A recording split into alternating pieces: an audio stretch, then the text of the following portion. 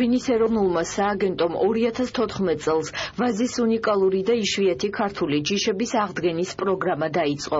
მისი მიზანი ვაზის იმ ჯიშების აღდგენაა, რომლებიც საქართველოში ადგილობრივ მოსახლეობას გარკვეული პერიოდის წინ მოჰყავდა და სხვადასხვა მიზეზის გამო დღეს ან შემცირებული რაოდენობით ან საერთოდ აღარ მოჰყავს. პროგრამის ფარგლებში აჭარის ავტონომიურ რესპუბლიკაში მოეწყო სანერგე, რომელსაც გააჩნია იშვიათი ქართული ვაზის ჯიშების ალადასტურის, მეკრენჩხის, ბუტკოს, საწურის, ჩხავერის, ჯანის და სხვა ჯიშის ნერგები. ღვინის კომპანია კახური ტრადიციული მეღვინეობა მევენახეებს ნერგებს უფასოდ გადასცემს, ხოლო შემდგომში აღნიშნული კომპანია ფერმერებისგან მოსავალს გარანტირებულად შეისყიდის, რაც იძლევა სტიმულს, რომ რეგიონში იშვიათი ჯიშები გაშენდეს და აღდგეს.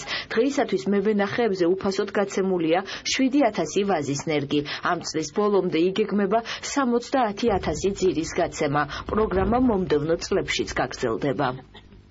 ქართული ღვინის ძლიერი მხარე არის მისი მრავალფეროვნება, ამისთვის საჭიროა, რომ ის ენდემური ჯიშები, რომელიც საქართველოში მრავლად გაგვაჩნია, აღდგეს და ამის ხელშეწყობის პროგრამა დაიგეგმა შარშან. კერძოდ სახელმწიფო დაეხმარება ღვინის კომპანიებს, რომ მოღნახონ პარტნიორები, ამავე დროს დაეხმარება სანაუყენო მეურნეობებს, რომ დაუკავშირდნენ გაინტერესებულ ღვინის კომპანიებს, ფერმერების იდენტიფიკაციას მოახდენ და ბენეფიციარების სიაში დაეხმარებით კერძო ინიციატივებს.